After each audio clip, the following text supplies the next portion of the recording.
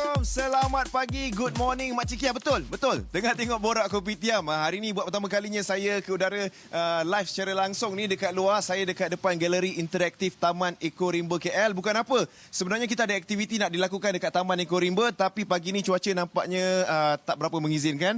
Tapi tak apalah. Hujan rahmat orang cakap kan. Jadi lebih banyak alasan untuk kita ada dekat rumah. Untuk kita tengok TV sama-sama dengan keluarga kita. Tapi apapun, saya berada dekat sini sebenarnya untuk apa? Untuk sama-sama kita memupuk semangat cintakan hutan kita, sayangi hutan kita, untuk jaga kebersihan hutan kita. Tapi banyak lagi kita nak kongsikan apa yang kita boleh lakukan dekat Taman Eko Rimba KL ni. Lebih-lebih lagi hari ni saya dekat depan Galeri Interaktif ni. Kita akan tunjukkan aktivitinya selepas ni. Tapi sebelum tu kita bersama dengan rakan saya dekat studio. Jom, let's go.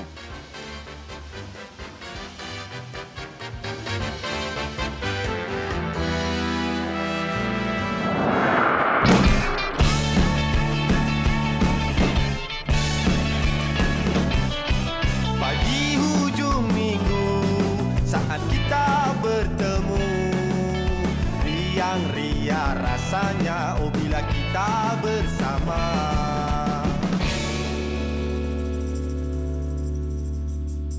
Hello, Assalamualaikum. Selamat pagi, selamat berhujung minggu. Hari Sabtu yang penuh dengan ketenangan dan kenyamanan, Anwar. Ya, bangun pagi. Ya, hujan rahmat, hujan rahmat. Betul lah. Lagi-lagi tengok tadi, alhamdulillah, saya tengok Hafni pun macam wah sejuk-sejuk nampak sana, hujan hijau-hijau. Kita pun sejuk-sejuk juga kita kat set ni kan. Jadi kita harapkan semuanya berbahagia jugalah kan. Bangun-bangun kita ucapkan alhamdulillah, sebab moga-moga kita bangun dengan rezeki bertambah bila kita lapaskan syukur. Ya, betul. Saya rasa Anwar, sebenarnya ramai penonton-penonton tertanya-tanya. Kalau minggu lepas Zaid dengan Anwar je set lain macam. Hari ni pun set seakan-akan di Rimba. Start pagi ni pun kita mulakan dengan Hafni Saad pun dekat Rimba. Apa yang kita nak sembang-sembang hari ni, baik you guys semua, anda semua kena stay. Sebab apa? Sebab pelbagai yang kita akan kongsikan kepada anda. Jangan lupa untuk saksikan kita juga di Facebook Live.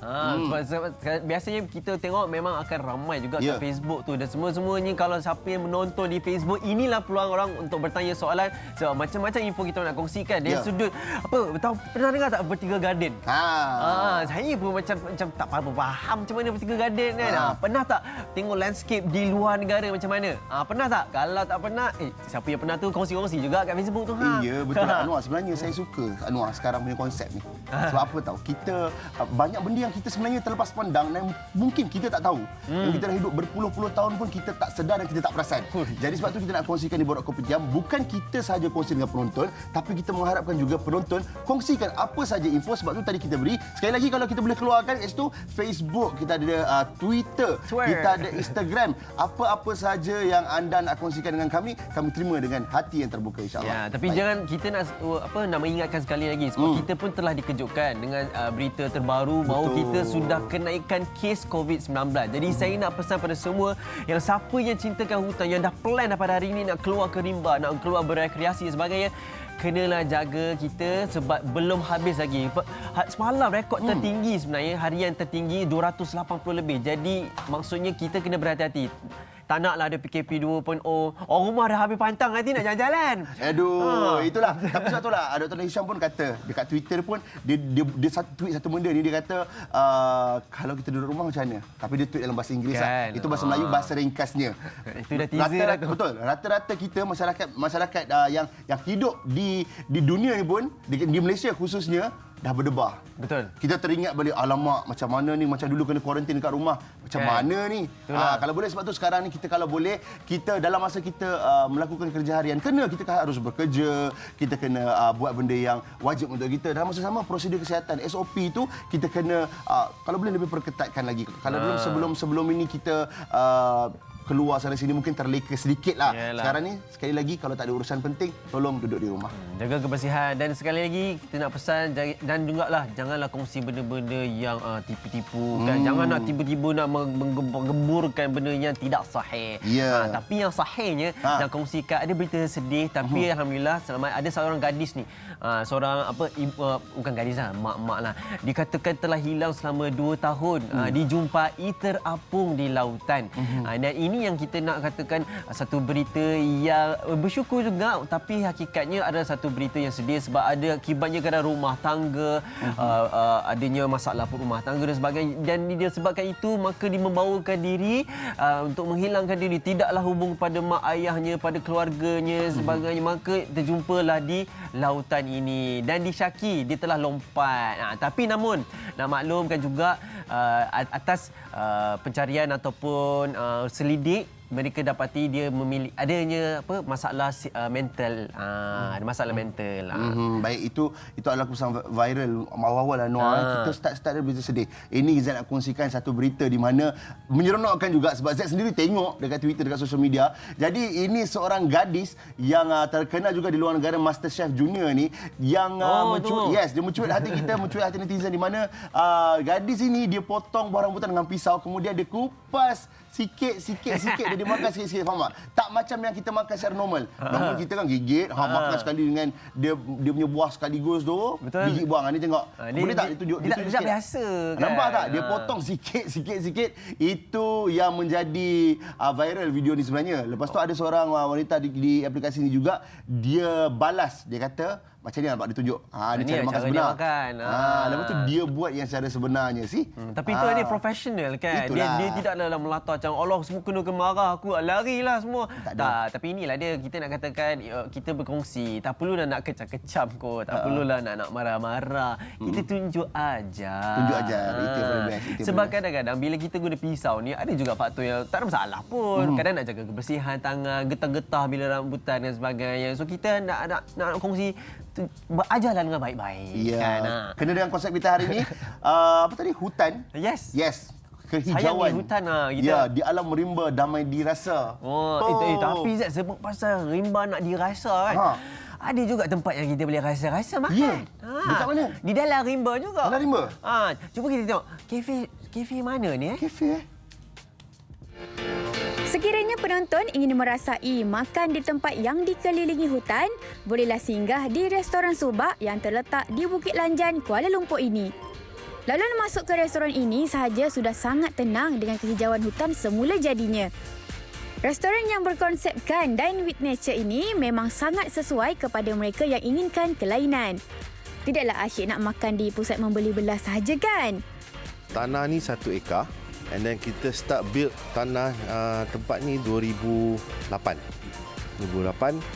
Lepas tu it will take 1 year lah nak build restoran ni dengan menu, dengan recruit staff and everything. So kita start betul-betul on Valentine's Day 14 Februari 2009. Yang ni lain sikit lah dia punya konsep, more dalam hutan lah. Kalau orang nak rasa makan dalam hutan, sini lah. Keistimewaan kita ada kolam kat situ, and then kita ada macam-macam greenery kita punya hutan kita all natural, bukan kita buat. Restoran yang telah beroperasi sejak 11 tahun yang lalu masih mengekalkan pokok-pokok dan tumbuhan asal hutan di sini. Yelah, susah nak dapat sekarang restoran dalam hutan kalau di tengah-tengah bandar ni. Nama Subak sahaja sudah unik, diambil daripada bahasa Indonesia yang maksudnya pengaliran air. Restoran yang berkonsepkan Bali ini sangat sesuai untuk pencinta alam sekitar. Kalau makan di sini, siap boleh dengar bunyi air bukit yang mengalir tau. Sebab restoran kita buka waktu petang sampai malam saja. So dia punya scenery different lah. So more romantic dalam hutan ni. So and then kita punya food pun kita ada western, kita ada local food. Ya, setengah orang dia suka environment macam ni lah. Setengah orang dia kurang gemar environment macam ni. Tapi satu experience yang different lah daripada you go to the mall, you go to hotel, semua benda tu lah. Kita ada international customer, most of them Japanese, Korean, and then kita ada our local customer kita, Indian, Chinese, Malay, semua ada. Semua datang sini dia berpuas hati lah. Sebab something different. Sekiranya nak rasa romantik sikit, bolehlah tempah set candlelight dinner mereka. Dekorasi siap bunga mawar segar lagi tau. Hai, romantik habis dah ni. Bila lagi kan nak menghargai orang yang tersayang? Sekarang, restoran ini hanya dibuka untuk makan malam sahaja tau. Apa lagi? Jomlah. Oi, ini lain ni. Makan makanan macam tu dalam hutan lain macam. Dapat pula udara segar. Lepas tu ada pula aura-aura cinta-cinta kat situ. Jadilah tu. Apa yang jadi Anwar? Jadilah kita sayangi hutan juga. Aduh, okey. Kepada anda semua yang masih lagi bersama dengan kami atau mungkin yang baru saja membuka televisyen sekarang ini, sekarang anda sedang menyaksikan Borak Kopitiam bersama Zack Merican dan Anwar Afiq. Yap. Tolong terus setia bersama dengan kami, kongsikan hashtag Borak Kopitiam TV3. Macam-macam lagi kita akan kongsi bersama dengan anda kembali lepas ini di Borak Kopitiam. Ya, sayangi hutan. Pokok ni macam cantik je ni. Ya.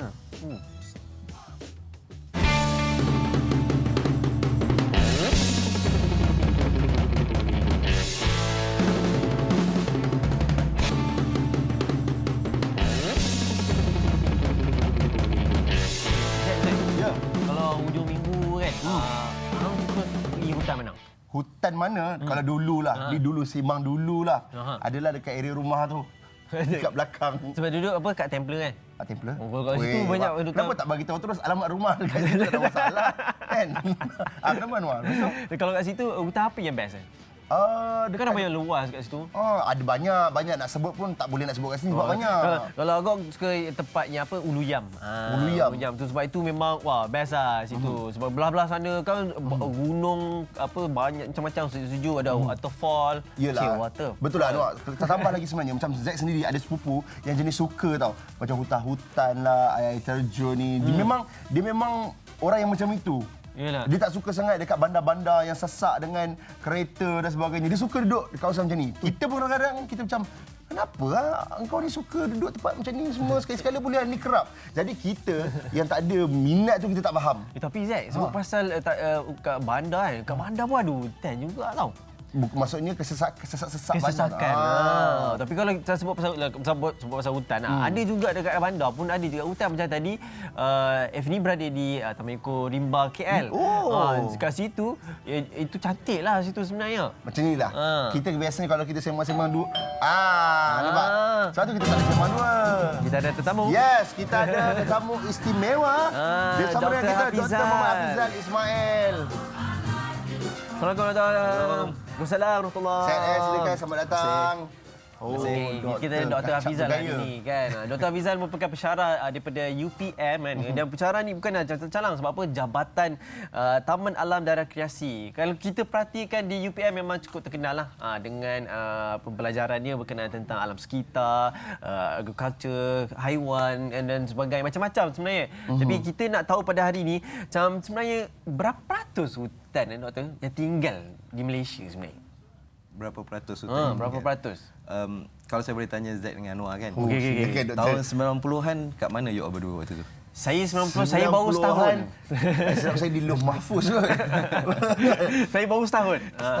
So pada waktu tu tahun 90-an tu Malaysia ni dia dah berjanji kepada dunia bahawa kita akan kekalkan 50% hutan di Malaysia.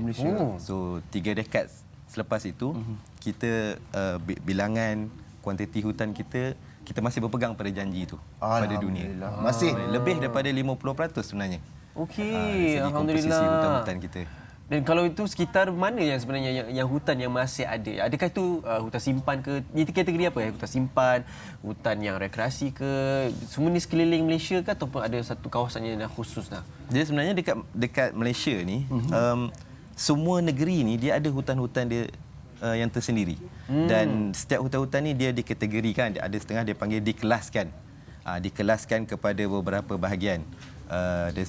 Dia dikelaskan berdasarkan fungsi dia untuk pendidikan, untuk rekreasi, untuk penyelidikan dan untuk keperluan manusia.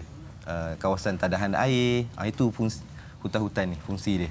So banyak sebenarnya. Kalau ubat-ubatan pun boleh jadi tak? Dia sebenarnya hutan ni dia kompleks. Yes.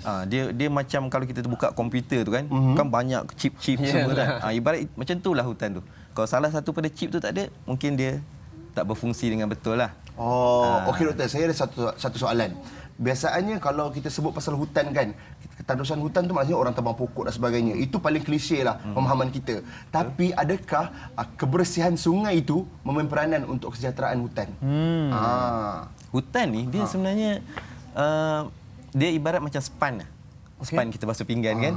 So bila hujan turun, hutan ni dia fungsi untuk menapis air hujan tu jatuh cepat ke atas tanah.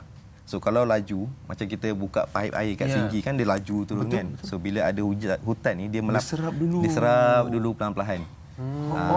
And then hutan ni dia berfungsi sebagai penapis. Okey. So macam kita pakai penapis air kat rumah tu. So dia menapis segala kotoran-kotoran dan keluarlah ke sungai air yang bersih yang kita dapat tengok sekarang ni lah. Yang cantik-cantik, nyaman, sejuk. Jadi maksudnya kalau sebagai contoh, saya bagi contoh kalau kita tak menjaga sungai kita, maksudnya hutan pun boleh efek jugalah. Dia juga. kesinambungan lah. So basically kalau kita tidak menjaga hutan, sungai kita akan jadi macam ni. Kalau kita tak menjaga sungai, hutan kita jadi macam ni. Sama, saling melengkapi. Saling melengkapi, saling memerlukan antara satu sama lain. So kalau dalam keadaan macam ni, apa yang perlu kita jaga dari sudut kalau hutan? Apa yang kita boleh jaga? Macam contoh kalau hutan kota, apa yang peranan kita sebagai yang berduduk di sekitar kota untuk menjaga hutan? Ya, dari sudut peratusan kota itu sendiri. Dia kalau kita tengok hutan ni dia macam tangki oksigen lah kepada orang bandar kan. Kalau tidak masakan sekarang ni kita boleh bernafas dengan keadaan lebih nyaman kan pagi ni kan. Betul. So dia hutan ni dia bukan sahaja supply oksigen, tapi dia turut menapis udara-udara kotor yang manusia keluarkan ni. So itu fungsi dia. Dia sebenarnya dia bukan hanya sekadar kita lihat hutan ni pokok je. Dia lebih daripada tu. Dia mempunyai makna yang tersirat yang kita tak boleh lihat dari segi mata kasar saja. Faham. Tiba-tiba nak terfikir je, ada tak yang di dalam hutan yang kota, ada tak yang pokok-pokok yang memang rare ataupun bernilai di dalam hutan kota itu? Ada tak? Pada saya lah, setiap pokok, setiap hidupan yang ada dalam hutan tu sangat bernilai. Semua. Semua bernilai Noah. Semua bernilai. Okey, jadi doktor, kita nak tahu, bila doktor sebut sendiri, kita masih berpegang pada janji kita dari 3 dekad yang lalu. Maksudnya 50%, lebih 50% sebenarnya hutan masih berada di Malaysia ni. Tapi kemungkinan macam kita kebanyakan yang berada di bandar, kemungkinan bukan semua kemungkinan, kita perasan macam ke hutan nampak macam makin kena tarang gitu kan. Jadi mungkin doktor boleh kongsikan sebenarnya kat manakah hutan-hutan di Malaysia yang kita perlu tahu yang sebenarnya wujud. Dia sebenarnya setiap negeri ni dia ada hutan dan tidaklah kita kata 50% tu kita tengok satu tempat dia merangkumi 50% tu. Dia campur-campur, negeri ni banyak keluasan ni banyak mana, negeri ni keluasan ni banyak mana. So bila kita tengok macam dekat bandar itu seronoknya Malaysia ni. Di dalam bandar ni kita ada hutan. Dan hutan tu bukan hutan yang sekadar tengok pokok yang kecil-kecil je. Kadang-kadang hutan yang besar-besar. Contoh macam kat Taman Ekorimba Kuala Lumpur kan. Besar-besar.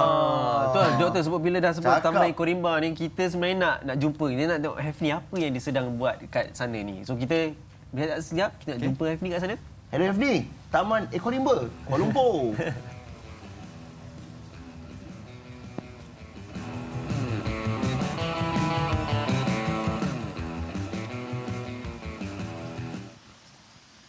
Okey, macam orang cakap, kalau kita tak kenal, maka tak cinta.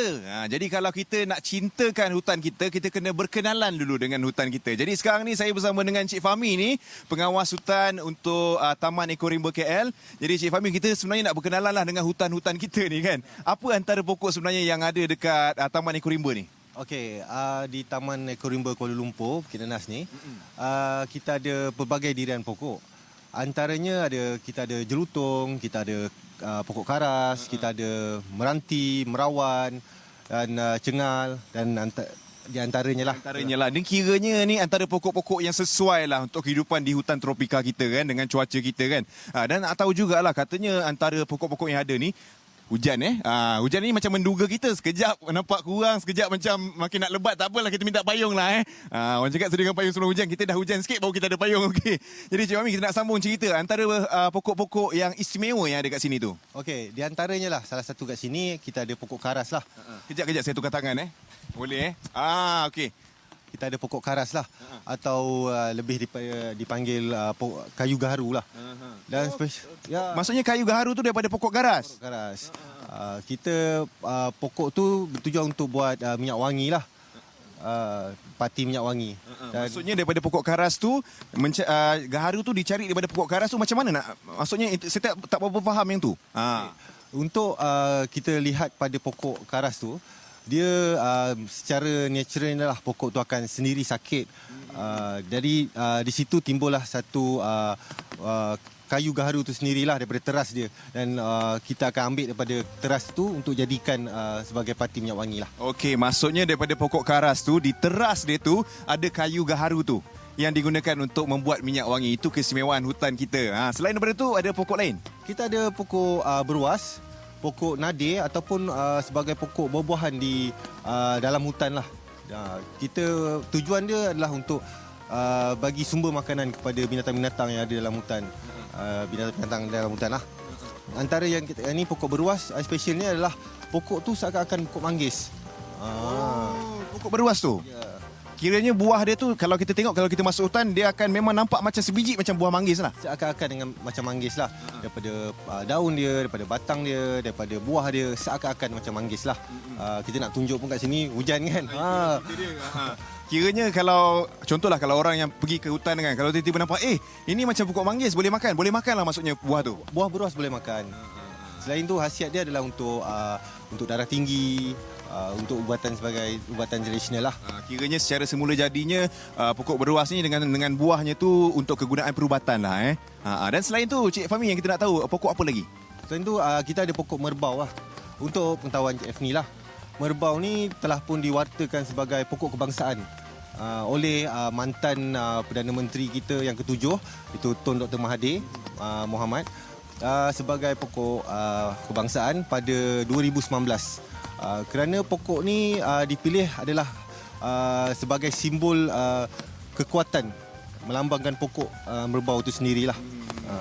Pokok merbau ni ciri-ciri dia macam mana tu sebenarnya? Okay. Untuk pokok merbau ni, dia dipilih sebabkan kayu dia yang keras, okey, dan ciri-ciri dia dia boleh hidup di dalam hutan Lama lah. Kiranya pokok tu pokok yang tahan lasak lah. Dia kiranya boleh digunakan nak buat perabot ke apa boleh juga. Okey. Salah satu pokok lagi yang saya nampak, Cik Fahmi, kalau kita boleh bergerak ke sini Cik Fahmi, saya kena bergerak dengan payung Jadi kita tak apa, kita pelan-pelan gerak ni. Kalau kita tengok kat belakang kita, kita cuba tunjukkan juga pokok yang ada dekat hutan ni walaupun cuaca hujan. Ini dia, pokok jelutong kan. Pokok jelutong ni sebenarnya macam mana? Okey, kita kat sini di Taman Ekorimba Kuala Lumpur, kita ada satu pokok itu tua, iaitu berusia 114 tahun. Pokok tu ada di atas kat Menara KL, sebelah Menara KL. 114 tahun Ya. Itu adalah Menara KL dibina bersimbolikkan berdasarkan dengan pokok jelutong lah. Inilah antara contohnya pokok jelutong ciri-cirinya. Kalau kita tengok daripada sini, kalau kita tengok secara kasarnya, kita boleh tahu ke usia pokok jelutong yang ni berapa? Kalau macam ni kita anggarkanlah dalam 30 tahun. Kiranya pokok-pokok yang ada dekat sini tu usianya pun orang cakap dah cukup matang lah. Sampai dah lebih 100 tahun pun ada, ni pun dah berpuluh-puluh tahun. Tapi kalau contoh pokok jelutong ni dah lebih 30 tahun, Cik Fahmi kata kan. Ada ke macam contoh kalau di sini kan Taman Ekorimba, pokok-pokok jelutong yang baru ditanam ke? Ada. Kita ada buat tanaman-tanaman sulaman pokok. Kita ada buat bukan saja jelutong tapi pokok-pokok lain lah, pokok-pokok nadir, pokok-pokok ditrokap, kita ada buat semua. Maksudnya itu untuk penanaman, untuk orang cakap menambahkan lagi jumlah pokok yang ada dekat sini. Mengayakan hutan tu sendirilah. Mengayakan hutan tu sendiri. Tapi kalau kita nak tahu secara kasarnya lah, Cik Fahmi mungkin hari-hari ada dekat sini kan. Kita nak tahu kalau untuk di Taman Ekorimba Kuala Lumpur ni, ada berapa sebenarnya jenis pokok dalam ni? Jenis saya cakap, macam tadi saya cakap, banyak sangat. Kita ada pokok-pokok herba, kita ada pokok ditrokap, kita ada non ditrokap. Kita terlalu banyak pokok kat sini. Ditrokap tu apa? Okey, pokok-pokok ditrokap ni adalah pokok-pokok yang berkelas tinggi, macam keruing. Pokok mahal sikit lah. Okey. Tak apa Cik Fahmi ni, saya rasa elok kita cek tempat berteduh dulu. Nampak hujan makin lagi menduga kita, tapi tak apa. Buat sementara waktu ni, sebelum kita mencari tempat lain lagi, kita nak tengok pokok dekat sini, kita bersama dengan rakan saya dekat studio lah, Zack dan juga Anwar. Silakan.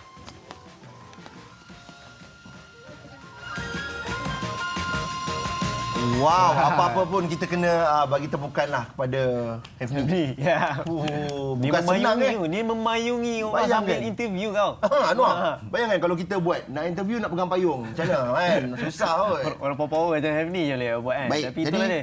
kita kembali dengan doktor. Yang ni menarik ni. Kita nak sebut pasal aktiviti. Sebab kebiasaannya macam isteri saya sendiri memang apa tu bercucuk tanam dekat belakang rumah. Wah. Itu antara aktiviti yang kita tahu. Ya. Mungkin doktor sendiri boleh kongsikan ada aktiviti yang lain yang lebih kreatif untuk kita lakukan? Kalau di hutan.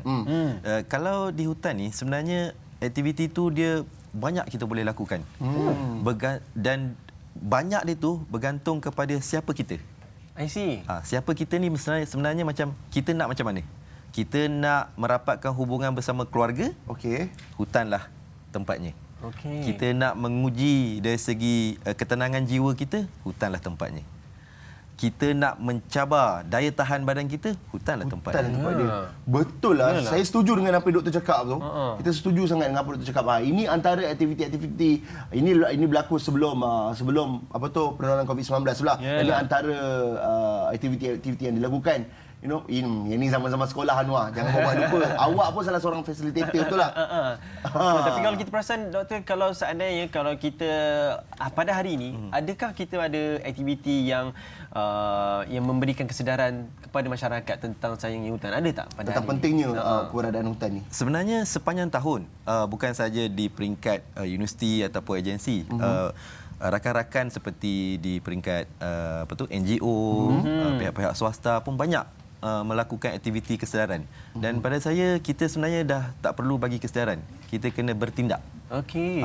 Kesedaran ni kita banyak teknologi sekarang untuk menyedarkan kita. Betul. Betul lah. So kita kena bertindak sekarang. Betul. So bertindak sekarang ni dengan menghijaukan bumi lah.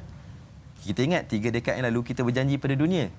Kita nak kekalkan 50% tu. Itulah doktor. Okey, betul. Saya sangat suka bila doktor cakap kita hidup dalam zaman teknologi. Lepas tu perjanjian itu berlaku 3 dekad yang lepas. Tapi 3 dekad lepas tu maksudnya orang-orang seperti bayi-bayi abang-abang kita, seperti doktor, kita nak sedarkan anak-anak muda sekarang ni. Bila kita sebut teknologi, jelas lagi nyata, terang lagi bersuluh. Teknologi dia apa? Sosial media dan sebagainya. Jadi macam mana doktor, pendapat doktor sendiri secara peribadi, macam mana kita nak mengekalkan rasa cintakan terhadap hutan ni kepada anak-anak golongan muda ni? Okey. Zaman sekarang ni masyarakat ni dia dah lahir dengan teknologi berbandingan kita kan. Kita lahir teknologi baru datang. Betul. Kan? So mereka dah lahir dengan itu. So kita nak memberi kesedaran dan supaya mereka bertindak, kita gunakan teknologi. So contohnya sekarang ni orang suka berselfie, kadang-kadang dia buat live recording kan. So mungkin kita boleh cadangkan satu aktiviti penanaman pokok dan biar dia merakamkan pembesaran pokok tu. So dia membuat apa orang panggil video log mengenai pembesaran pokok tu seminggu sekali. Jadikan dia, kita jangan asingkan teknologi tu. Masukkan teknologi dan waktu yang sama supaya dia bertindak untuk menghijaukan bumi. Yalah, tak nafikan sebenarnya macam dulu mungkin contohnya sahabat kita di Kokok namanya.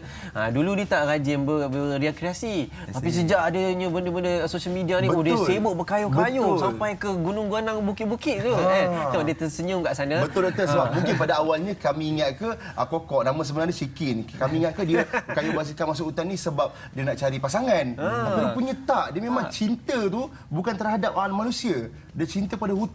Benda yang jadi macam baik ni boleh elok juga di-viral kan. Betul benda kan, baik-baik macam betul. ni. Sahabat kami tu Kokok tu, dia pergi naik bukit, dia buat live. Maksudnya itu bila doktor cakap tentang teknologi dan hutan, inilah lebih kurang maksudnya kan. Okey, itu kita tahu tentang dan hutan ni kita ada pelbagai. Kita ada hutan asli dan macam doktor sebut tadi hutan bandar. Jadi mungkin doktor boleh perjelaskan sedikit dengan lebih mendalam apa perbezaannya hutan asli dengan hutan bandar itu. Secara umumnya hutan ni hutan lah. Sebenarnya dia nak menjadikan dia sebagai hutan, dia mesti ada komponen-komponen tu. So ada pokok, ada tanah, ada sungai, ada batu, ada serangga, ada daun liar. So yang membezakan dia adalah dari segi lokasi contohnya. Okay? Bila kita sebut asli bandar tu, kalau bandar di bandar lah. So kalau asli tidak semestinya di bandar dan tidak semestinya dia tidak perlu berada di bandar. Dan boleh dilihat dari segi perbezaan dari segi saiz. So saiz yang besar, ada saiz yang kecil. So kecil macam di Taman Ekorimba Kuala Lumpur tadi kan. Yang tadilah. So itu kecil tapi dia memadai untuk menampung dari segi apa kehendak masyarakat di sekeliling. Sebab masyarakat di kota ni kadang-kadang kita stres kan dengan jam. Setuju. Betul. So bila kita tengok benda-benda hijau, kita menikmati suasana, nampak lebih relax, tenang. So balik boleh apa orang kata charge balik energi. Ya. Betul nak tahu berapa peratus sebenarnya hutan yang berada di bandar? Dia setiap negeri ni dia ada peratusan-peratusan dia tersendiri. Okey, kalau yang paling ketara sekarang ni kita boleh katakan banyak di KL sendiri. Kalau di KL sebenarnya pada pandangan saya kita masih banyak. Sebab contohnya kalau di Taman Ekor Rimba kita ada satu kawasan hutan. Kalau di Taman Ekor Rimba Ampang ada satu. Kalau di Kancing ada satu Taman Ekor Rimba Kancing, Taman Ekor Rimba Commonwealth. Ada lagi. Commonwealth pun dekat sekitar situ juga kan? And then kat mana? Banyak. Banyak. Banyak. Cuma kita tak boleh tengok dia dalam satu tempat. Dia berada di kelompok-kelompok tertentu. Sebab kita tak boleh menafikan pembangunan. Betul-betul. Betul-betul. Kita tak boleh nak tolak bandar. Ini saja saya nak kongsikan sikit lah. Saya waktu kecil dulu, bila dengar perkataan rimba, saya teringat harimau. Rimba je harimau, harimau je rimba. Kan? Itu waktu saya kecil, saya teringat lah bila kita sembang pasal taman rimba dan sebagainya. Okey, jadi apa yang saya cuba nak tanya kepada doktor adalah, dari sudut keselamatan, dari segi keselamatan sendiri, kalau contohnya kita nak meluangkan masa di hutan bersama keluarga, nak rekreasi dan sebagainya, adakah selamat dari haiwan-haiwan liar, binatang-binatang buas ni kan? Memang saya rasa rata-rata ramai lagi yang skeptikal apabila masuk hutan ni bahaya. Kalau tak benda-benda anchor hantu-hantu ni, haiwan-haiwan liar lah. Apa pendapat doktor? Dia kalau kita dah mula nak terlibat masuk dalam hutan, melakukan aktiviti rekreasi dalam hutan tu, kita kena sedar kita mendedahkan diri kita pada risiko. Yalah. So in fact setiap hari pun kita terdedah pada risiko. Cuma bila masuk hutan tu kita mendedahkan diri kita pada risiko. Oleh yang demikian kita kena faham apakah risiko-risiko yang kita bakal hadapi. So bila kita dah tahu risiko-risiko yang bakal kita hadapi, kita akan bertindaklah untuk mengurangkan risiko. So salah satunya kalau kita masuk ke Taman Ekor Rimba, so pihak Jabatan Perhutanan dia dah tentukan dah masuk di kawasan ini, pintu masuk ini. So mereka mungkin dah melakukan pemantauan, mereka dah pastikan tiada ancaman-ancaman yang boleh mengganggu ataupun mencederakan manusia. Anasir jahat. So kita nak kata haiwan tu tak ada, kita bukan ada pengunjung datang kita ambil kita letak. Betul. Kita pun tak tahu. Betul. So dia kena buka sangka. Dia kena roaming lah dekat kawasan dia sepatutnya. Kita tak boleh kacau kan. Ya betul. Tapi itulah mungkin ada perubahan juga lah dari segi aktiviti haiwan liar ni kan. Tapi cuma nak tahu doktor, ada tak kita ada hutan di Malaysia yang bertaraf dunia? Pada saya lah, personally bagi saya, hutan kita sangat unik dan kita memang bertaraf dunia. Walaupun dia hanya sekecil hutan saja. Kerana hutan kita takkan sama seperti mana hutan-hutan yang lain. Okey. Cuba doktor perluaskan sikit unik tu. Dekat mana uniknya? Okey. Kita ambil contohlah bila ada rakan tadi sebut pokok jelutong yang berusia 114 tahun tu kan. Siapa yang kat sini dah hidup 114 tahun? Tak ada. Sepanjang 114 tahun pokok tu hidup, takkan dia hidup saja. Mesti ada orang jaga. So, sepanjang dia hidup tu sebenarnya pokok ni dia ibarat macam black box kan. Black box. Dia menjadi saksi lah. Dia menjadi saksi daripada hari pertama dia lahir. Saya suka. Hinggalah ke 114 tahun dia dah menyaksikan perubahan-perubahan zaman yang berlaku. Kalau so, tak unik lagi. Unik. Kalau dengar pokok tu bebel pun banyak kot dia nak bebel kat Malaysia ni kan. Apa ni apa ni tak jaga dunia kot. Okey, jadi mungkin doktor kita beri peluang kepada doktor. Mungkin doktor ada kata-kata yang terakhir kepada penonton Borak Kopitiam, apa-apa saja nasihat ataupun apa-apa tips yang kalau orang minat dengan benda-benda apa dia, silakan. Saya nak sarankan kepada masyarakat di luar kan. Kita bukan perlu sayangi tapi kita perlu bertindak untuk memelihara hutan kita. Kerana kita perlu ingat bahawa hutan yang ada pada sekarang apa yang dijanjikan 3 dekad yang lepas. Dan kita adalah generasi yang bertanggungjawab untuk pastikan generasi akan datang masih lagi dapat seperti mana yang kita dapat sekarang. So kita sebenarnya meminjam hutan daripada generasi akan datang. Terima kasih banyak-banyak Dr. Hafizah di atas perkongsian. Banyak yang kita dapat sebenarnya Anwar.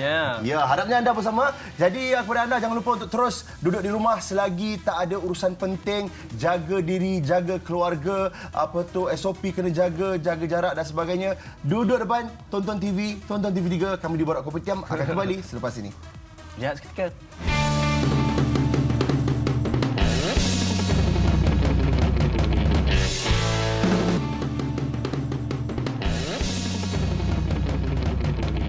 Kembali dalam Borak jam kita sembang pasal kehijauan dunia yang sungguh cantik dan indah di dalam dunia ini. Anak sini, anak. Memang tengah tengok. Situ hutan sini. Dah tengah tengok tadi. Izak, Ha. nak tanya sebab Hana tengok tu kan. Ah. Apa tempat-tempat yang best sebenarnya? Banyak. Tadi memang dah sembang-sembang, bagi Banyak. cubalah cerita. Banyak. Mana tempat yang mana best untuk kita nak jalan-jalan, apa trail-trail, berjalan-jalan hutan semua. Okey, maksudnya kalau penularan COVID-19 semakin berkurang lah antara aktiviti-aktivitinya. Oh, dahsyat. Bila kita sebut pasal hutan dan sebagainya, dah pop up dalam kepala ni antaranya Bukit Gasing lah. Ini kita nak kongsikan kepada anda di mana ala-ala kita sebut hutan ni kita kongsi-kongsi. Kata orang bila kita kongsi ni the more the merrier. Ini trail, bukit dan hutan. Yang pertama tadi Blizzard kata Bukit Gasing, dia 4.4 km trail. Di mana Bukit Gasing merupakan sebuah hutan simpan yang mempunyai keluasan 100 hektar dan mempunyai ketinggian 165 meter dari paras laut. Dan dia juga adalah jarak trail sejauh 4.4 km macam saya kata tadilah. Dan tempat ini sangat diminati oleh golongan yang suka mengamalkan gaya hidup sihat seperti jogging dan hiking. Dan yang paling best sekali, bila kita berada di puncak, pengunjung dapat melihat pemandangan bandaraya Kuala Lumpur dan kawasan sekitarnya. Dan ini antara untuk apa yang ada di bandar lah. Ni ada Bukit Kiara pula seterusnya. Dia Bukit Kiara juga adalah tempat yang terkenal untuk mereka yang suka dengan aktiviti hiking dan aktiviti berbasikal lasak. Atau off-road bicycle. Jadi panjang trail ni dalam 5 km. Ni kokok suka ni 5 km cantik lah ni kan. Tapi sedikit curam. Sebab apa? Walaupun tempat ini terletak di kawasan bandar, tapi kawasan ni sangat bersih dan pengunjung yang datang boleh menikmati udara segar sambil beriadah. Jadi banyak hidupan liar sebenarnya kat sini dan kita boleh jumpa di sini seperti monyet dan kura-kura. Betul. Seterusnya kita ada Taman Botani Negara Shah Alam, Bukit Cerakah. Okey, diberikan lagi sebagai Bukit Cerakah di mana taman ini sudah berusia lebih 30 tahun dan diwujudkan untuk penyelidikan saintifik dan pada yang sama dibuka kepada orang awam yang ingin melakukan aktiviti riadah. Dan sebenarnya pelbagai tarikan yang ada di Bukit Cerakah ni antaranya adalah Taman Haiwan, Taman Rempah Ratus dan juga Rumah 4 Musim. Wah, ni sebab dulu masa belajar kat Politeknik kan, kita pun memang suka datang sini memang sebab dekat kan. Kita muda-muda seronok datang sini ajak-ajak member kan. Sampai ni seterusnya pula kita kat Denai Tiga Puteri. Kalau ni tengok sepanjang 7.8 km dan terletak di hutan simpan kota Damansara. Dekat je atas sini je. Dan kalau kita nak jarak dia, puncak dia memang dalam 7.8 km. Kita daripada ke puncak terus naik ke atas dan kita tengok track di sini sangat sesuai untuk family dan berbasikal, jogging dan ada 3 laluan iaitu Denai atau iaitu Denai Harmony, Denai Unity dan Denai Tiga Puteri. Jadi bila di puncak bolehlah kita tengok bandaraya lah. Ya, betul. Ni kita duduk borak-borak ni kan. Teringat sahabat kita Hefni kat hutan tu apa cerita? Hefni buat apa kat situ? Jom tengok Hefni okey tak?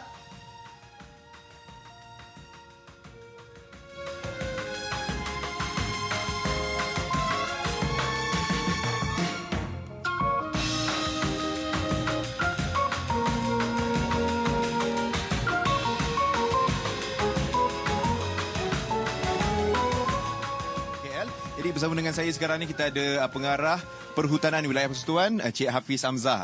Apa khabar Cik Hafiz? Ya, khabar baik Cik Hafni. Pagi-pagi hujan ni okey Yalah, sejuk sikit. Okey Cik Hafiz, kita nak tahu sebenarnya pasal Taman Eco Rimba ni mungkin ramai lagi lebih-lebih lagi mungkin generasi lebih muda kan mungkin kurang tahu apa sebenarnya Taman Eco Rimba KL ni nak buat apa kat sana. Itu yang kita nak kongsikan tu Cik Hafiz. Okey, terima kasih Saudara Hafni. Kini kali kedua kita bersiaran kali kedua kita jumpa lagi Okey, untuk pentadbiran Jabatan Perhutanan Wilayah Persekutuan kita merangkumi 3 wilayah lah. Salah satunya wilayah Persekutuan Kuala Lumpur, wilayah Persekutuan Labuan dan juga wilayah Persekutuan Putrajaya. Sehingga kini hutan simpan di wilayah Persekutuan adalah seluas 68.27 hektar lah, yang meliputi hutan simpan Bukit Sungai Putih, hutan simpan Bukit Sungai Besi, hutan simpan Bukit Lagun Tambahan dan hutan simpan Bukit Nanas. Iaitu yang dinamakan Taman Eco Rimba Kuala Lumpur. Kalau ikutkan yang mana kita duduk sekarang ni adalah Taman Eco Rimba Kuala Lumpur. Yang mana kira nama asal dia adalah Hutan Simpan Bukit Nanas lah. Nanas, ya betul. Jadi kita dah rebrandingkan dia, dinamakan balik sebagai Taman Eco Rimba Kuala Lumpur. Yang berkeluasan lebih kurang 9.37 hektar sahaja. Okey. Besar juga tu sebenarnya kalau nak cerita kan. Keluasan tu untuk di tengah-tengah kota kan. Betul. Kalau ikutkan Taman Eco Rimba Kuala Lumpur ni yang berada di tengah pusat bandaraya. Betul. Yang mana yang pesat membangun tapi masih ada lagi hutan semula jadi Yang mana yang paling tua lah kalau ikutkan, yang berumur lebih kurang 114 tahun di sini. 114 tahun. Ya. Mahalnya tu lah pergi hutan dekat tengah-tengah KL dapat tengok KL Tower, dapat tengok KLCC, Cik Hafiz. Ya, betul. Itulah yang keajaiban yang ada kat sini. Yang mana kita berasa appreciate sikit apabila datang kat sini. Tapi mungkin kalau orang nak tahu kan, okey, ada hutan simpan, usia dia 100 tahun, tapi kalau saya nak pergi ke Taman Eco Rimba ni, apa yang saya boleh lakukan sebenarnya? Okey, kalau kita tengok kat sini banyak tempat-tempat yang boleh kita menjalankan outdoor. Terutama sekali di Denai ataupun kita boleh naik canopy walk, Macam hiking lah. hiking, dan juga kita boleh beriadah lah ataupun menjalankan aktiviti rekreasi. Sebab yang saya dengar juga, sebab kita pun ada perancangan Cik Hafiz katanya nak buat camping, boleh barbecue semua. Memang ada lagi tu. Ya, ada lagi. Tapi sekarang ni kita masih dalam peringkat PKP. Jadi kita masih lagi patuh dan wajib kena ikut SOP yang telah ditetapkan oleh KKM lah. Kita limitkan lah maksudnya juga. Okey, dan untuk pengunjung yang selalunya datang kat sini, kebanyakannya daripada pengunjung tempatan ataupun pengunjung luar negara? Kebanyakan adalah kira balance lah, 50%. Ada daripada luar negara, ada juga dari tempatan lah. Dan sehingga kini sambutan amat menggalakkan. Secara puratanya lebih kurang 8,000 secara bulanan tau. Pengunjung 8,000? Ya, 8,000 purata bulanan pengunjung yang datang ke sini. Jadi dekat sini kalau kita tengok kebanyakan lokal pun ramailah selepas PKP ni. Di mana kita waktu operasi kita bermula pada pukul 8 pagi sehingga 4.30 petang. Kiranya ramai yang datang, ramai yang nak belajar pasal hutan kita, nak tahu pasal hutan kita, nak beriadah pasal hutan kita, nak jaga kebersihan juga, Cik Hafiz. Macam kita buat aktiviti kan yang sekarang ni tengah hujan lagi, tapi sebenarnya kita hari ni ada aktiviti vlogging, nanti kita akan tunjukkan insya-Allah. Tapi kita nak bertanya lagi pasal Taman Eco Rimba KL ni yang usianya dah lebih 100 tahun, Cik Hafiz. Selain daripada aktiviti-aktiviti yang ada, macam aktiviti berkumpulan pun ada juga dilakukan tak? Ya, ada. Kebanyakan kita menerima permohonan daripada pihak sekolah, IPT, IPTS, IPTA dan juga agensi-agensi kerajaan lah yang lain di mana mereka suka menjalankan program ataupun aktiviti dekat sini. Sebagai contoh, hari ini kita ada daripada SCW Corp untuk menjalankan aktiviti vlogging. Dan kalau kita ikutkan memang kat sini memang dikenali ramai lah. Di mana kita ada canopy walk sebenarnya. Canopy walk ni yang kita tengah duduk ni ke? Ya, betul. Inilah kita duduk di sekarang. Jambatan gantung ni. Jambatan gantung. Iaitu sepanjang lebih kurang 200 meter panjang dengan ketinggian 18 meter. Jadi di sini pengunjung-pengunjung daripada dalam dan luar negara akan menikmati keindahan semula jadi. Ya, betul-betul dia ada Kuala Lumpur ni. Di tengah-tengah KL dapat udara segar, kehijauan orang cakap. Tapi itulah saya baru tahu 200 meter rupanya. Sebab bila jalan tu rasa macam panjang sangat. Mungkin, sebab kena memanjat ya, Cik Hafiz. Ya, betul. Sebab kena memanjat tu. Itulah sebab jadi rasa penat tu. Okey, tapi nak tahu juga daripada asalnya nama hutan simpan Bukit Nenas tu kan, ditukarkan kepada Taman Eco Rimba tu. Ada apa-apa sebab ke yang boleh kita kongsikan? Okey, kita sebenarnya kita di bawah perwataan hutan, kita dikelaskan sebagai 3. Di mana sebagai di bawah Seksyen 10.1 kita kelas sebagai hutan rekreasi, hutan pembelajaran dan juga hutan pendidikan. Di mana hutan rekreasi dia melalui hutan lipo. Di mana kita waterkan kawasan sebagai hutan lipo. Dulu kita namakan sebagai hutan lipo. Jadi sini hutan Nenas? Hutan lipo Bukit Nenas. Okay. Jadi kita rebrandingkan balik jadikan sebagai Taman Eco Rimba. Lebih komersial untuk pengunjung datang. Ya, betul. Okey, kalau kita boleh cerita anggaran lah. Kalau kita tahu kat sini tumbuhan dia banyak Cik Hafiz yang ada dekat sini. Antara yang Cik Hafiz tahu yang mungkin yang paling lama, paling berusia lah tumbuhan dekat sini, Cik Hafiz. Kalau ikutkan rekod yang terkini, yang paling tua sekali adalah pokok jelutong lah. Yang mana kalau kita tengok Menara KL, simbolik Menara KL adalah pokok jelutong. Yang mana usia pokok jelutong lebih kurang 114 tahun. Ya. Yang saya ada dengar juga tadi tu. Kiranya baru saya tahu hari ni simbolik Menara Kuala Lumpur sebenarnya asalnya daripada pokok jelutong tu sendiri. Yang usia dia 114 tahun. Oh, itu sebelum kita merdeka lagi. Ya, betul. Bermula daripada kita waterkan pada tahun 1906 sehingga tahun 2020. Mana lebih kurang 114 tahun. Masih lagi steady pokok tu. Masih lagi steady. Kira tak ada kerosakan. Okey. Dan nak tahu jugalah Cik Hafiz kan, kalau contoh untuk orang semua yang dah tahu tadi kan pasal aktiviti yang boleh dilakukan kat sini, nak plan lah, nak pergi dengan family hujung minggu ni, macam mana nak dapatkan detail, nak dapatkan tiket semua tu?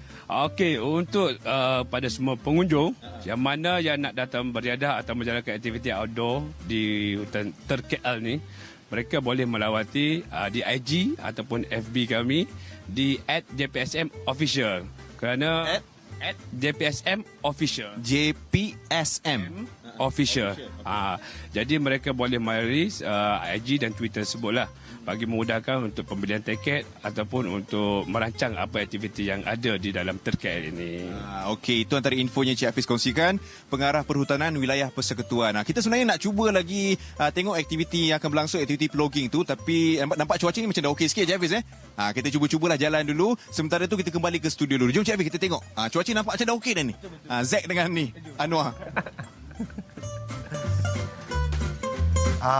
Ini bagus ni. Bila Hefni Sahat kata 200 meter tu jauh, saya tak dapat bayangkan bila saya kat situ. Tak tahu apa jadi.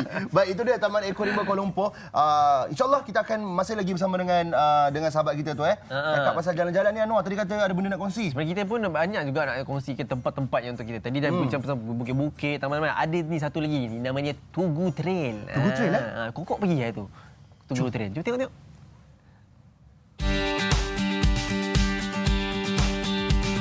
Tumbuhan hijau sememangnya dekat dengan manusia. Begitu juga dengan hutan. Siapa sangka di tengah kota Kuala Lumpur masih terdapat hutan. Buat sesiapa yang gemarkan aktiviti sebegini, ia adalah salah satu tempat yang harus dikunjungi. Saya juga sempat ke sana tau. Jadi ini dia Taman Tugu, hutan dalam bandar. Projek Taman Tugu ini sebenarnya projek inisiatif tanggungjawab korporat sosial oleh Khazanah Nasional Berhad, bukan berasaskan keuntungan dengan kerjasama agensi sektor kerajaan dan juga NGO. Tapak ini akan dipindahkan ke dalam awan, iaitu amanah warisan negara yang diperbadankan untuk melindungi, memiliki dan juga memelihara. Tapak Taman Tugu akan diurus dan dipelihara sebagai ruang hijau untuk selama-lamanya. Taman Tugu ini sebenarnya keluasan dia 66 ekar. Dia berdekatan dengan Jalan Parlimen. Sebenarnya dia seberang Jalan Parlimen sebenarnya, dan juga dia dikelilingi oleh Jalan Parlimen, Persiaran Sultan Salahuddin, Jalan Berjasa dan juga Jalan Sultan Salahuddin. Buat masa sekarang ni, trail yang sudah dibuka ataupun laluan hutan yang sudah dibuka adalah sepanjang 5 km. 5 km itu meliputi kawasan seluas 40 ekar. Jadi daripada 66 ekar tu, kalau ikutkan sekarang ni dah 40 ekar boleh diterokai oleh pengunjung. Dibuka sejak 2018, ia ditumbuhi lebih 4,000 batang pokok hutan hujan asli tempatan yang terdiri daripada 230 spesies. Salah satu pokok yang terdapat di sini adalah pokok pulai. So, ini merupakan salah satu pokok yang asal berada di Taman Tugu. Pokok ni nama dia pokok pulai. Macam mana kita nak tahu umur sebatang pokok? Biasanya kita ikut diameter dia dengan ketinggian dia. Okey, so pokok pulai ni diameter dia lebih kurang 1 meter. So, dianggarkan lebih kurang 100 tahun dah. So, setiap 1 cm bersamaan 1 tahun biasanya. Dan ketinggian dia boleh capai sampai 40 meter. Pokok pulai ni unik dia. First, dia pokok kayu yang ringan. So, kalau boleh ketuk dalam ni, berasa dia macam lopong. Tapi sebenarnya tak lopong. Okey. Lepas tu biasanya lah macam zaman saya lah kanak-kanak dulu suka main sorok-sorok dalam ni. Dia ada buttress dia punya akar kat sini yang terkuar. So kita boleh masuk dalam ni tau. Main sorok-sorok. Masa kecil-kecil tu. Amboi, boleh main nyorok-nyorok pula dia. Di samping itu, salah satu daya tarikan lain di sini adalah kawasan peninggalan sejarah tau. Kawasan Taman Tugu ini sebelum ini merupakan kawasan perumahan bagi pegawai British sebelum merdeka lagi, iaitu pada tahun 1930-an. Kemudian digunakan sebagai kuartus kerajaan Malaysia. Antara individu yang tinggal di kawasan ini adalah Menteri Keuangan kita, Tun Tan Siew Sin, dan Ketua Hakim Negara. Selain berjalan di rentis ini juga, kita dapat memperolehi ilmu baharu. Ini dia antara sebab kenapa anda semua kena datang ke sini. Pada pendapat saya, pengunjung harus datang mengunjungi Taman Tugu kerana Taman Tugu merupakan sebuah hutan di tengah bandar. Kalau kita ukurkan dalam jarak lurus, hanya 2 km daripada KLCC, ia adalah satu pengalaman yang barulah. So, pada umumnya, pengunjung yang datang ke Taman Tugu datang untuk bersenam. Selain daripada itu juga untuk menghirup udara segar lah. Yang seronoknya tentang Taman Tugu ini adalah laluannya yang santai dan tidak terlalu mencabar. Sesuai untuk yang inginkan ketenangan dan suasana berbeza, lagi-lagi di tengah kota. Apa tunggu lagi? Mari kita ke Taman Tugu. Jadi itulah sahabat kami Kokok yang kami kongsikan tadi. Nampak betul kan dia suka masuk hutan kan? Betul, itu yang pun dia macam comel. Dia berjalan di hutan, belakang dia ada 2 jejaka bukan? Dia mencari jodoh. Dah. Setiap perkara yang kita buat, kita kena cari benda-benda yang boleh buat kita semangat. Betul. Tapi tanpa sebut pasal semangat ni kan, ada juga yang boleh membina semangat kita untuk pergi belajar-belajar, untuk membaik pulihkan suasana landscape. Sebab satunya penting. Kalau kita nak belajar landscape ni macam, bukan senang-senang sebenarnya. Kita kena memahami tentang ciri-ciri ekosistemnya. Siapa main loceng? Jom. Ada mana lagu-lagu ni ha? Yes, itu dia. Kita ada Cik Azri Fazami. Silakan duduk. Selamat sihat. Hui. Cik Azri.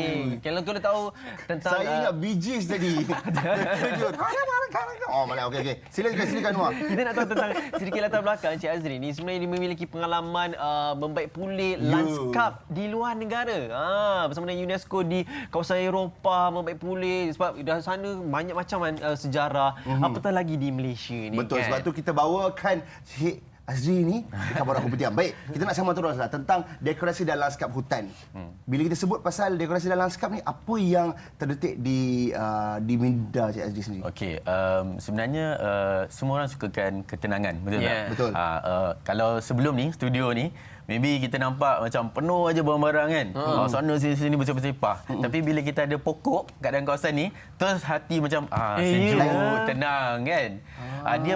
Dia melembutkan sesuatu keadaan yang struktur yang keras tu, kita lembutkan dia dengan pokok-pokok. So begitu juga kalau kita kat luar, kita stres, kita masuk hutan, kita akan rasa leganya kan.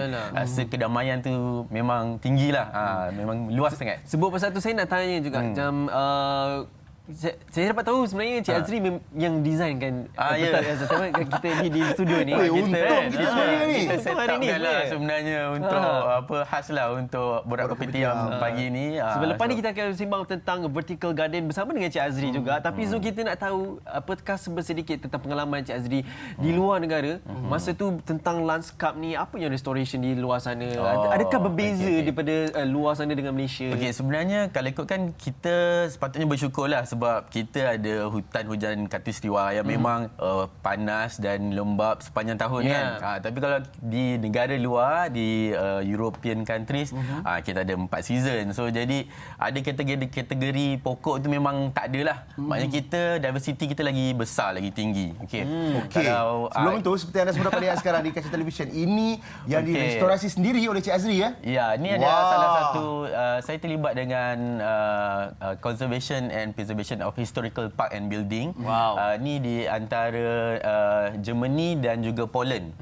Okey, so saya memilih lah untuk buat konservasi di kawasan Arboretum. Okey, dia panggil Arboretum, Das Arboretum. Kawasan ni ialah pada zaman dulu masa dia start Arboretum ni, masa tu ialah tahun 1863. Wow, 1863. And then tadi kita ada nampak ada satu map tu ialah original map from 1863. Masih disimpan. Yes, masih disimpan, masih boleh dilihat sampai sekarang. So maknanya dia punya dokumentasi dia tu sangat-sangat lengkap. Sangat-sangat lengkap, komplit. So apa yang saya buat ialah masa tu kebetulan kita diberi peluang lah untuk bekerjasama dengan Mayor of di Vice Versa. Vice Versa ni ialah sebuah bandar. Dulu bandar ni sebelum perang, dia kedudukan dia di tengah-tengah Germany dan juga Poland. So selepas Perang Dunia Kedua, dia dipisahkan. Dia ada macam satu sempadan. So tapi keseluruhan taman tu direka dan dibuat oleh Petzol lah. Petzol tu seorang pereka bentuk taman. Dia design kawasan tu untuk seorang putera raja. Benda ni saya suka bila Azri kongsikan benda hal-hal ni. Nampak dia punya passion tau. So kita pun seronok. Dia berkaitan tentang sejarah. Putera raja tu ialah First Pukler Park nama dia. First Pukler dia ni memang dia seorang yang travelers lah. Dia pergi ke merata dunia. Dia kata, kenapa kita tak ada kita punya own taman sendiri. Wow. So dia panggil Petzol okey masa tu 1863 okey you designkan taman untuk dia lah, untuk kita masa tu. So kedudukan dia tu spread out, memang besar. So salah satu elemen dalam taman tu ialah arboretum. Arboretum ni ialah kumpulan tumbuh-tumbuhan yang dikumpulkan dalam satu kawasan untuk dijadikan pusat penyelidikan. Dalam tu ada beratus spesies pokok dan family yang dikumpulkan. Wow. Okey, kita kena faham, okey. Pokok ni dia ada native dengan satu lagi eksotik. Kalau native tu maknanya pokok tu berasal daripada sesuatu kawasan tu sendiri. Okey. Tapi kita sekarang ni, negara kita dah banyak import pokok-pokok daripada negara luar lah, maknanya Thailand lah, manalah.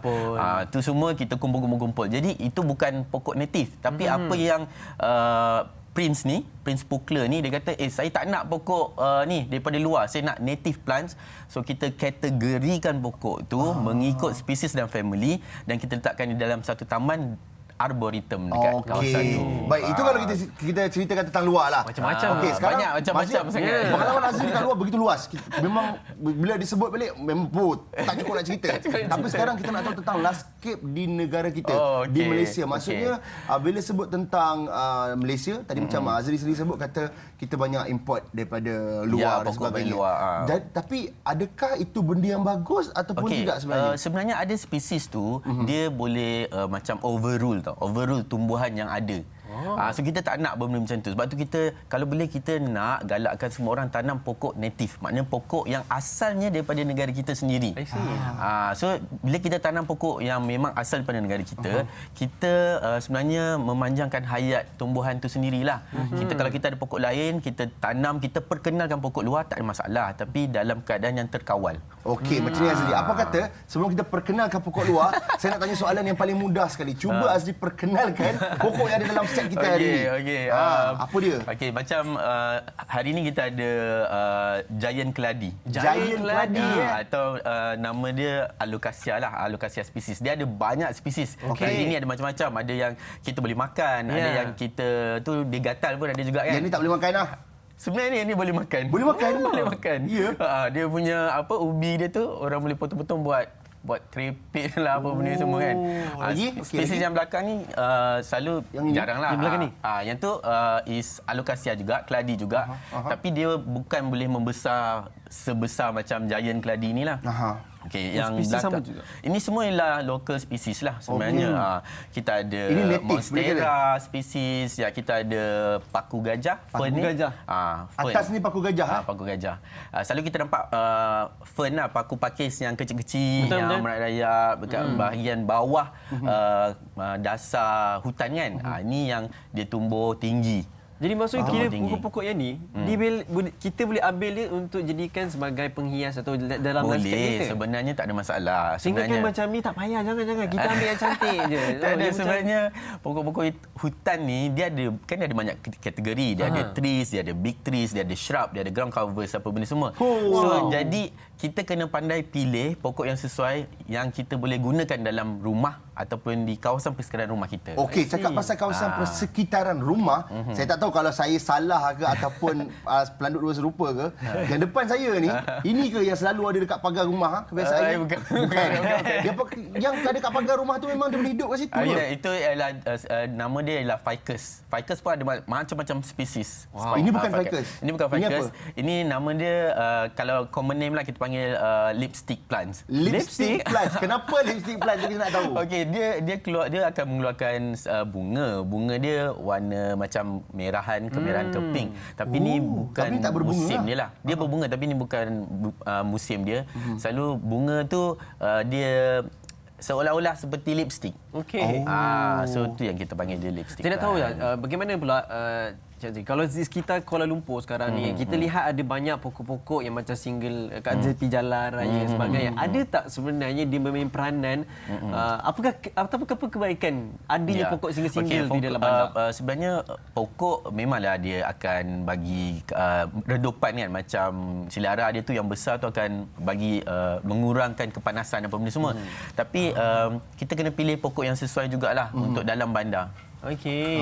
Okey, ini sebenarnya kalau sebuah kawasan tu kecil, macam kita duduk di apartmen kan, kawasan rumah-rumah yang tiada tanah Kawasan yang terhad, luas, tanah yang terhad.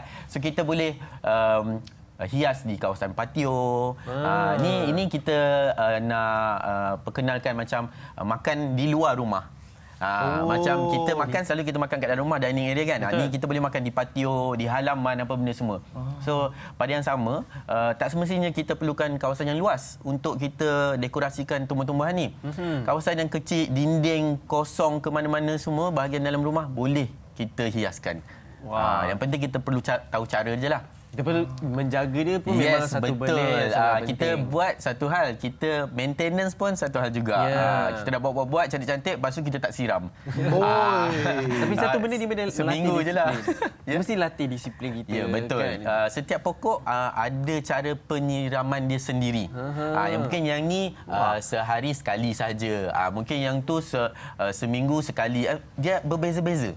Ada pokok, ada kategori dia. Macam tu. Okey Azri, lagi satu. Okey. Kalau tadi kita tengok dekat gambar tadi, ada yang hias ni di dalam rumah, di dalam living room tu sendiri kan. Betul. Tapi bila kita sebut pasal tumbuh-tumbuhan ni apa semua kan, memang tak akan lari. Tak tahulah saya sendiri, tak akan lari dari nyamuk, serangga dan sebagainya. Ada tak cara untuk kita halang benda-benda macam tu? Okey, sebenarnya selalunya nyamuk ni dia akan duduk di tempat yang ada takungan air lah. Kalau pokok tu sentiasa kering, maknanya dia dry, takungan dia tu tiada takungan air kan, maknanya selamatlah, selagi tu kita selamatlah. Kita kena selalulah cek kawasan pokok tu. Macam kalau tengok ada air bertakung, kita keluarkan, kita keringkan dulu dan kita masukkan balik. Dia tak boleh macam you letak lepas tu you biar je pokok tu kat situ. You memang takkan nak dapat pokok tu cantik tak dan segar. Macam kita dia kena rajin, berserahkan. dia kena rajin juga. Dia tak bolehlah nak berfungsi tanpa kita menjaga juga. Dia bukan magic macam tu je. Kita hias, lepas tu kita biar cukup sebulan, lepas tu kita nak efek yang sama. Tak. Sebab pokok ni ialah benda yang hidup. Dia membesar. Kita kena cakap dengan dia. Kita kena baja dengan dia. Memang betul kalau teori kita nak bercakap dengan pokok tu. Kita cakap dengan dia kan. Cakap kau ni bila lah nak besar. Macam tu. Alright, sekarang ni alang-alang kita ada yang pakar ni. Kat sebelah sana kita ada vertical garden tu. Boleh kita ke sana, kita buat sekarang boleh Alright, jom. Let's go. Kita nak borak tentang vertical garden ni. Sebab tadi pun dah maklumkan kita vertical garden. Saya pun nak tertanya-tanya juga macam mana vertical garden ni. Sebenarnya vertical garden ni ialah satu konsep penanaman.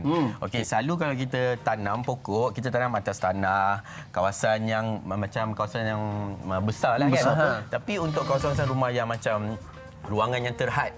So kita cara penanamannya ialah secara menegak. Menegak. Hari ini kita ada sediakan barang-barang untuk kita buat.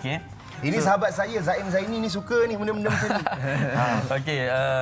Kalau pemilihan pokok ni sebenarnya kita boleh ambil daripada, contoh kita pergi luar, ambil daripada hutan saja ke atau boleh belilah? Boleh beli di luar, tapi spesies yang kita perkenalkan hari ini ialah yang jenis shrub lah ataupun ground covers yang dia small shrub, pokok-pokok yang kecil dan renek. Kalau pokok tu dah besar tak sesuai lah kita letak dalam pasu macam ni kan.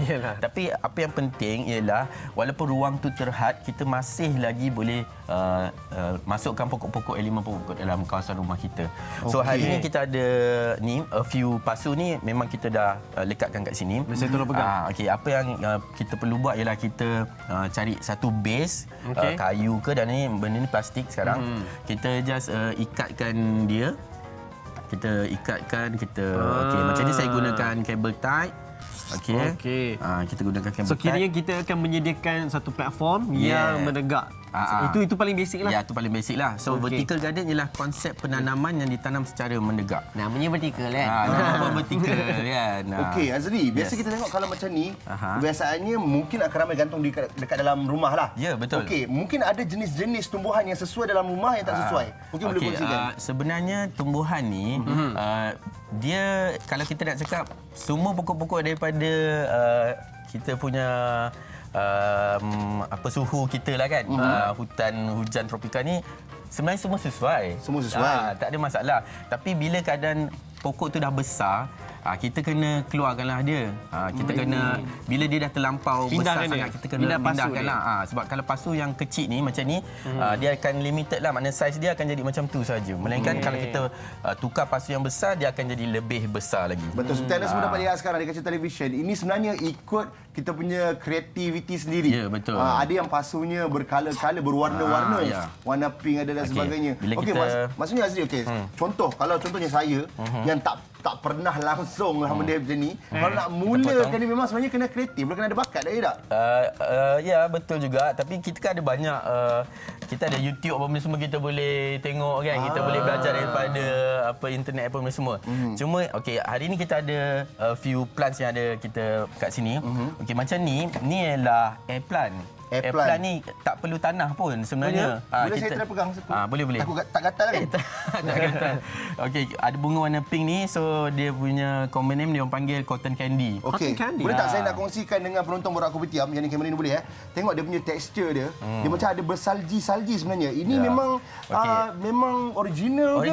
Original. Nampak macam fake kan? Nampak macam plastik kan? Betul. Tapi ni pokok betul. So cara dia kita just spray saja. Spray then kita masukkanlah kat sini. Macam tu je. Kita spraykan dia, lepas tu kita letak je kat dalam ni. Tak perlu tanah Tak perlu tanah. Betul dah panggil air plant. So maksudnya macam ni lah kita letak, macam ni lah sampai bila-bila Ya. So kita pilih bila pokok dia besar yang, kita salin lah dia punya pasu. Ya, kita pilih pokok yang besar sikit. Besar sikit. Untuk kita dapatkan efek yang lebih banyak lah kan. Okey Azri, saya ada satu soalan. Saya tak tahu, mungkin saya salah. Saya tak tahu apa ni. Kalau waktu sekolah kita tahu kalau mereka dekat-dekat ni kan, teman-teman dekat-dekat, mungkin boleh jadi proses-proses tertentu. Proses apa tu? Jadi adakah tak kisah kalau tak dekat-dekat macam ni? Tak ada, ada pokok lain, pokok lain tak ada. Itulah ajaran mana tu. Tak ada persaingan lah. Saya tak tahu apa. Sebenarnya dia tak ada persaingan. Kebetulan takut jaga SOP juga Anwar.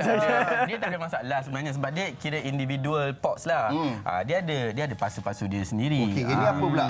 Okey, yang tu driftwood sebenarnya. Saya ni tengok ni teringat Tok Wan saya pula.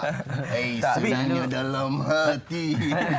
So ini elemen tambahan lah untuk hiasan. So, kita boleh just letakkan dia dekat dalam kawasan macam tu kan. Okey, bila dah siap pokok ni macam ni. Nampak tak? Okey, bila dah siap. Okey, kita akan gantungkanlah. Bila kita gantung, contoh kita gantung kat sini. Okey, contoh dia gantung. Puyo. Azri, awak dah berpengalaman dalam bidang landscape ni kan? Rasanya dekat Malaysia ni ramai tak orang yang minat benda-benda macam ni? Sebenarnya ramai, tapi kita ni macam nilah. Bila semua orang buat, orang tengok semua orang nak buat. Tapi kita tak tahu macam mana kita nak jaga dia. Kita buat macam-macam. Kita buat ni apa benda semua. Kita buat kolam lah, kita buat air pancuran lah semua kat dalam rumah. Tapi kita tak jaga, tak maintain benda tu semua pun memang tak jadilah. Anwar, awak perasan tak satu benda bila sejak Azri masuk kat sini, saya mahu pasal tumbuhan dan pokok-pokok sebenarnya apa yang awak perasan? Hijau. Hijau satu. Sebenarnya tumbuh-tumbuhan ni segala apa yang ada borak kita dia boleh jadi analogi lah. Macam tadi dia kata kita letak baja belum ni tak semestinya esok terus. Dia ambil masa yang lama lah untuk masa kita perlu jaga dia. Okey, ni kita gantungkan dia kan. So bila dia dalam keadaan macam ni yang kita panggil dia vertical menegak vertical landscape tu. So kita boleh susun dia daripada lantai sampai ke atas macam tu. So then untuk kita siram kita boleh siram daripada atas lah. So biar pokok tu air tu jatuh dengan sendirinya ataupun kita masukkan sistem pengairan dia sendiri. Okey Azri, boleh. Rasa kita pun macam nak tahu jugalah kan. Kalau kita pun nak tahu apakah nasihat sebenarnya Azri kepada yang lain nak mengamalkan ni vertical garden ni, apa yang boleh kita belajar? Okey, sebenarnya selalu orang cakap saya tak ada rumah, saya tak ada tanah lah, rumah saya tak ada tempat nak tanam pokok apa benda semua. Sebenarnya di mana ada kemahuan di situ ada jalan. So pokok pangkalnya kita rajin atau tak lah. Kalau kita malas memang kita tak jadi apalah, pokok tu memang tak boleh hidup. Tapi apa-apa pun yang paling penting sekali ialah kita perlu ada ilmu. Ilmu kita perlu faham lah pokok kita ni macam mana nak jaga. Ni apa dia punya keperluan dia. Ni baja dia apa. Macam tu lah. Jangan sebab training main ikut je. Sebab cantik main sebab beli. Cantik kita beli. Lepas itu tak tahu nak Lepas tu jaga. tak tahu. Kita balik tak sampai 3 hari apa sebab pokok ni dah layu macam tu kan. Sebab kita perlu ada ilmu macam mana kita nak jaga pokok-pokok tu. Okey, terima kasih Cik Azri. Macam-macam kita belajar hari ini sebenarnya. Itulah, kita pun harapkan banyak juga macam-macam kita nak kongsikan tentang hijau ni lagi. Sebab konsep yang Vertical Garden ni memang satu benda yang baik Ketenangan kita settle kat rumah pun dah settle. Dan terima kasih banyak juga Azri kerana hias kita punya set ni serba hijau, serba cantik. Nampak beza kan? Banyak perbezaan dia sebenarnya. Pagi-pagi dah tenang datang kat sini kan. Okey, terima kasih. Jadi anda terus bersama dengan kami di Borak Kopitiam. Kita kembali lagi selepas ini.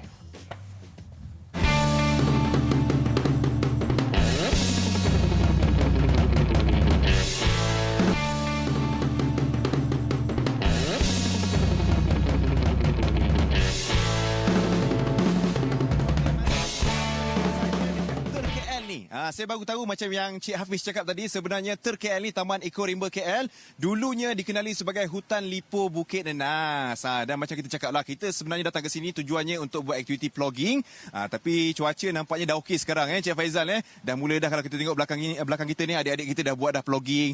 Vlogging ni yang saya faham tu adalah berjogging sambil kita kutip sampah. Tapi apa kata kita tanya pengawas hutan ni, Cik Faizal ni, untuk bercerita apa sebenarnya aktiviti vlogging tu.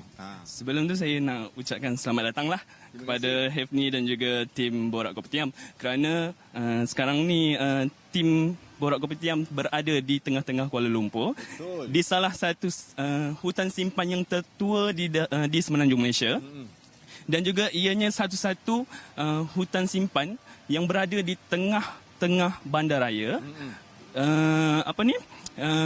Boleh tengok KLCC, boleh tengok Eiffel Tower kan. Dia hanyalah satu-satu di dalam dunia juga. Oh, okey. Kepada tim Borak Kopitiam. Okey, apa itu vlogging? Vlogging ialah aktiviti berjalan ataupun berlari sambil mengutip sampah. Ianya berasal daripada perkataan Sweden, iaitu plocka up, iaitu pick up lah. Pick up dan juga jogging. Plocka up dan jogging. Jadilah plogging dicampurkan. Yes. Ini bahasa Sweden. Itu bahasa Sweden daripada suku kaum Plogga. Jadinya aktiviti ini sambil berjalan dia akan kutip sampah. Tapi yang kita nak tahu juga kan, macam plocka up jogging. Plogging itu nama dia bahasa Sweden. Okey, nak tahu juga kenapa Taman Eco Rimba KL ni kan, Taman Eco Rimba Kuala Lumpur memilih aktiviti plogging di sini. Ya, Taman Eco Rimba memilih aktiviti vlogging ni di mana sebabnya kita tengok sekarang ni orang awam memang dah macam berminat dengan hutan, selalu masuk hutan, hiking, berkemah. Jadinya kita tak nak pengunjung yang datang dan meninggalkan sampah di dalam hutan. Jadi kita nak educate ataupun kita nak mendidik budaya. Bawa sampah, dia masuk dan bawa sampah keluar. Tu keluar sekali. Kita tak nak tinggalkan di dalam hutan supaya pengunjung-pengunjung yang lain boleh datang dan menikmati hutan secara semula jadi dan juga kebersihannya lah. Ini kiranya antara kempen kesedaran juga untuk kita cintai hutan kita jugalah. Kalau nak tanya pasal sambutan, kalau kita tengok adik kita yang lalu tadi bukan main ramai lagi yang join aktiviti ni kan. Tapi saya difahamkan aktiviti vlogging dekat sini pun ini bukan pertama kali Cik Faizal Ya, kalau kata di dalam Malaysia kita start daripada tahun 2019. Tapi di Sweden start daripada tahun 2016 dan juga tersebar di dunia tahun 2018. Tapi kita baru tahun lepas lah kiranya masuk di dalam Malaysia dan tersebar di dalam Malaysia dengan tanda pagar vlogging. Tanda pagar dia vlogging. Apa kesan dia sebenarnya yang kita boleh tengok daripada aktiviti vlogging ni, Cik Faizal? Okey, kalau senang je kalau kita nak tengok, bila kita kutip sampah, hutan akan bersih lah. Betul. Sebab kalau kita tengok sisa plastik lah. Sisa plastik lambat untuk terhapus. Jadinya biodiversity dalam hutan tu akan terganggu. Jadi kita nak selamatkan flora dan fauna yang ada berada di dalam hutan lah. Dan saya rasa juga ini boleh memupuk disiplin anak-anak muda kita supaya cintakan, jaga kebersihan hutan kita. Okey, sebenarnya banyak kita nak cerita tapi kita dah sampai ke penghujungnya masa kita ni kan. Kalau nak bercerita lebih panjang lagi pasal kempen vlogging ni dekat KL ni kan, banyak benda kita boleh ceritakan lagi tapi mungkin nanti kita bawa lagi ke lain hari lah. Untuk hari ni Cik Faizal, terima kasih banyak-banyak kongsikan dengan saya dan saya rasa tugas saya untuk berada di KL ni, Taman Eco Rimba KL dah sampai di sini. Kita kembali ke studio sebelum kita habis untuk hari ni lah. Silakan Zack dan juga Anwar. Lambai sikit sampai lain belakang.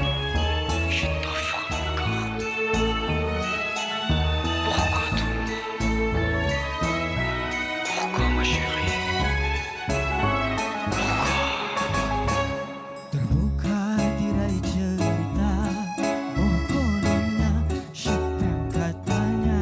Tiada orang ketiga, seorang saja. Terlerai tabir cerita, oh rupanya kau pendusta. Dalih dan tipu daya berpekung di sandiwara. Apa salahku sayang, kau sanggup buatku begini. Akhirnya ku telah sadari, permainan lakonan kau bersandiwara. Mengapa ku menjadi mangsa, tertawan di penjara asmara. Berit yang ku rasakan tidak kau endahkan, tersia ku kesorangan. Mengapa ku mudah percaya pada pujuk rayu yang berbusa. Manis yang ku berikan, akhirnya ku telan, sia ku kesorangan.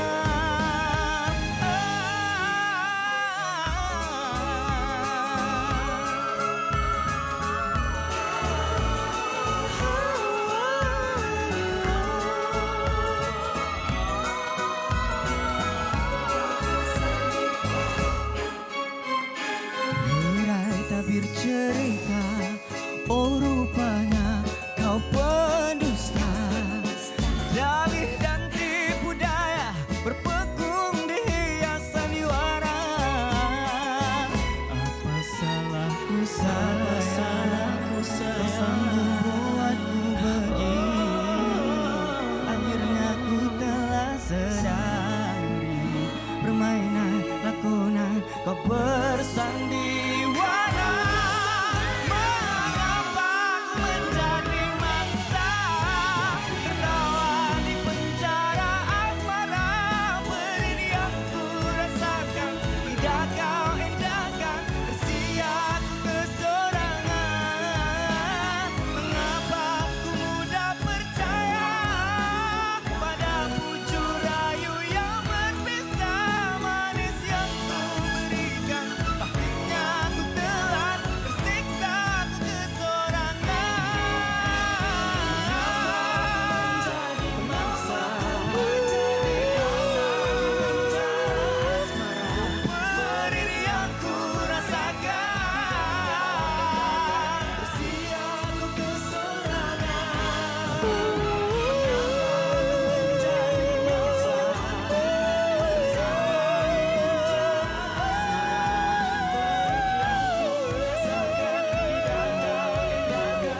siapku kesorangan.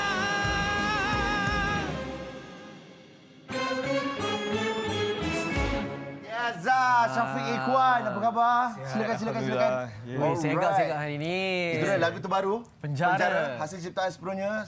Silakan. Sirkan dan Hitam, betul. Wow, pertaruhan yang berbeza kali ini. Apa perbezaan Syafiq Ikhwan dengan Penjara ni nak bandingkan dengan single-single sebelum ni? Okey, kalau yang sebelum ni pernah tengok Syafiq, mungkin dia orang lebih kenal dengan lagu-lagu ballad, lagu-lagu berentak perlahan. Kali ni kita cuba pertaruhkan lagu yang berentak lebih laju sikit, dan Penjara ni sebenarnya kalau kita dengar pun tadi ada unsur-unsur Perancis kat dalam tu. Betul. Ada sesuatu apa depan tu sebenarnya? Khoyah.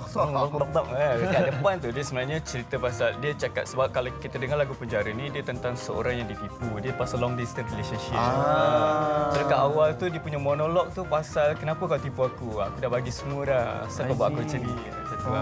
Kenapa Perancis? Okey, kenapa Perancis? Sebab sebelum ni Syafiq pernah belajar di sana dan Syafiq memang boleh buat bahasa Perancis. Jadi kita nak cuba apa orang kata macam masukkanlah integrate kan bahasa Perancis dalam lagu Melayu ni. Macam mana penerimaan untuk lagu ni? Macam mana ada orang komen je, macam mana dia orang terhadap lagu Penjara ni?